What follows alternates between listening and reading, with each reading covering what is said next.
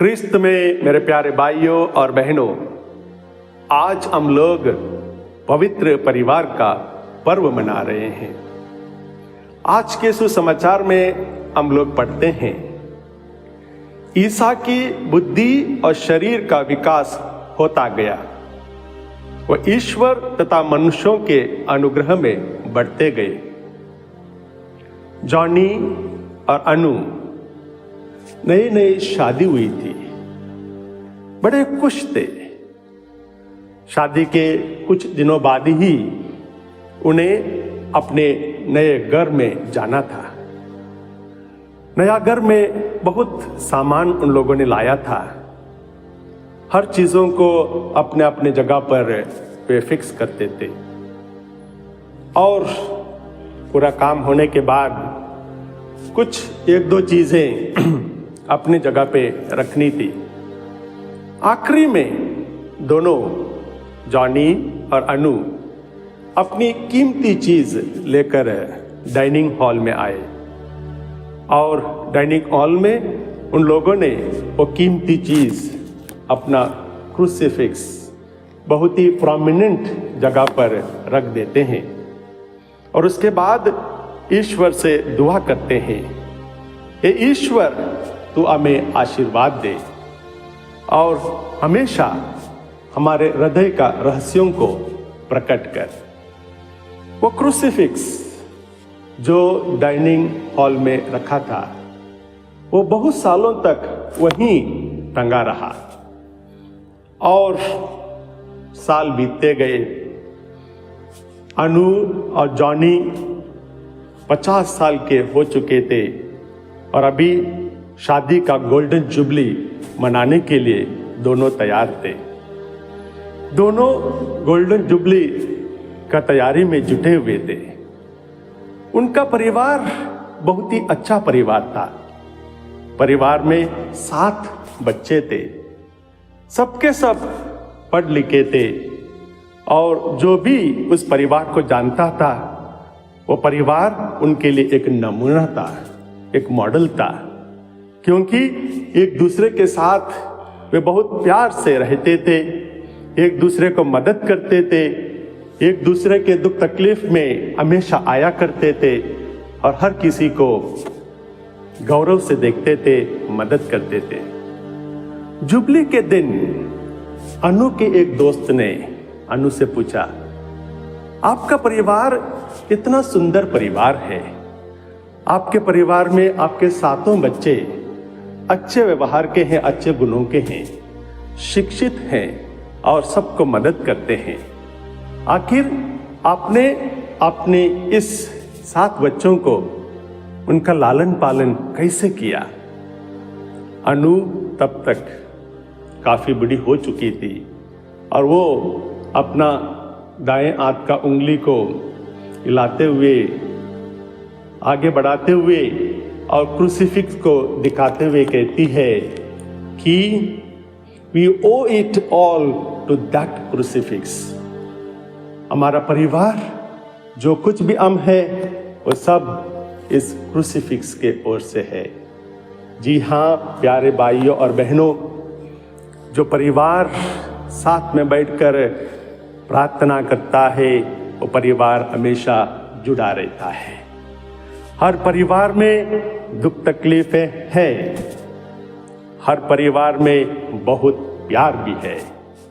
परिवार ही हम लोगों को एक पहचान देता है। परिवार से हम सब जुड़े हुए हैं। परिवार को अलग कर दीजिए, हम सब अनाथ हो जाते हैं।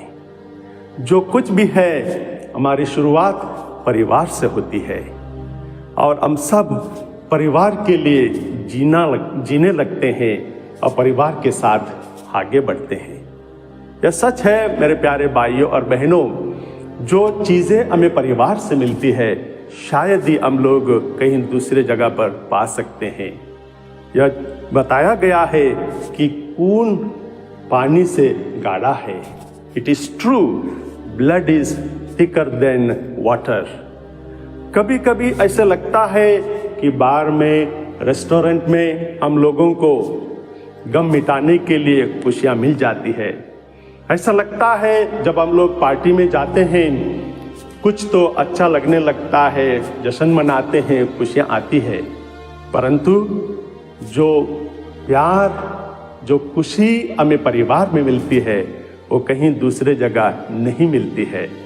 जब हम लोग दुख तकलीफ में रहते हैं, गम में रहते हैं, जब हम लोग बहुत सारे कठिनाइयों का सामना करते हैं, परिवार हम सब के लिए एक आंसर है, क्योंकि परिवार हमें सपोर्ट करता है, परिवार हमें प्यार देता है, परिवार हमें आनंद से परिपूर्ण कर देता है और हर एक सदस्य परिवार में जो भी है वो एक दूसरे का मदद करता है। यही बात प्यारे भाइयों और बहनों हम लोग पवित्र परिवार में भी देख सकते हैं। पवित्र परिवार माता मरियम, योसेफ और प्रभु यीशु का परिवार है। वो परिवार एक आदर्श परिवार है। इस परिवार में बहुत सारे ऐसे गुण हैं जो हम लोग अपने जीवन में अपना सकते हैं, परंतु आज के दिन में हम लोग इस पवित्र परिवार से, माता मरियम, योसेफ और प्रभु यीशु क्रिस्त का उस आदर्श परिवार से एक गुण को अपनाने के लिए कोशिश करें। आज के तारीख में वो गुण होना चाहिए पारिवारिक प्रार्थना। जी हाँ प्यारे भाइयों और बहनों, जो परिवार एक साथ बैठकर, चाहे थोड़ा सा समय भी क्यों ना हो, बैठकर प्रार्थना करता है, वो परिवार कभी भी टूट नहीं सकता है। The family that prays together stays together।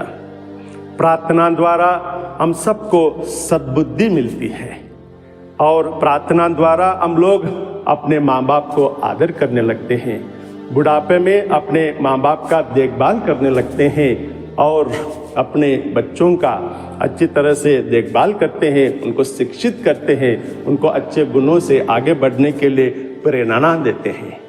ये सारी चीज़ें बिना प्रार्थना का नहीं हो पाता है। इसी बात को आज के पहले पाठ में और आज के दूसरे पाठ में हम लोग पढ़ सकते हैं। प्यारे भाइयों और बहनों, जो व्यक्ति प्रार्थना करता है, जिसके जीवन में प्रार्थना है, उसके लिए ईश्वर का मदद जरूर मिलता है। ईश्वर उनके मनोकामनाओं को पूरा करता है। इसका एक उदाहरण है आज का सुसमाचार। सिमियोन एक धर्मी व्यक्ति था, पवित्र आत्मा से परिपूर्ण था, पवित्र आत्मा उन पर छाया रहता था, प्रार्थना करता था, अच्छा व्यक्ति था, हर किसी को मदद करते थे और वे चाहते थे कि मुक्तिदाता को देखे, तभी वे मर जाए। और ईश्वर उनके प्रार्थनामय जीवन को देखते हुए उन्हें एक तोहफा देते हैं, ईश्वर का दर्शन वो पाते हैं। और प्रोफेटस अन्ना एक विधवा थी और बूढ़ी हो चुकी थी, शायद उसके पास ज़्यादा कुछ नहीं था, परंतु रात और दिन मंदिर में बैठकर प्रार्थना करती थी और ईश्वर का दर्शन पाती है। जी हाँ प्यारे भाइयों और बहनों, नाज़रेत का वो पवित्र परिवार, माता मरियम, योसेफ और प्रभु यीशु का वह आदर्श परिवार, उधर भी प्रार्थना में जीवन जरूर होगा, क्योंकि प्रभु यीशु का इस धरती पर अपना जीवन ही को हम लोग देखें तो हमें पता चलता है कि प्रभु यीशु क्रिस्त हर बार मंदिर जाकर प्रार्थना करते थे। जब भी उन्हें समय मिला, प्रभु यीशु क्रिस्त एकांत में जाकर प्रार्थना करते हैं। जब भी प्रभु यीशु क्रिस्त ने कोई चमत्कार दिखाया, प्रभु यीशु क्रिस्त धन्यवाद का प्रार्थना करते हैं या ईश्वर से जुड़े रहते हैं।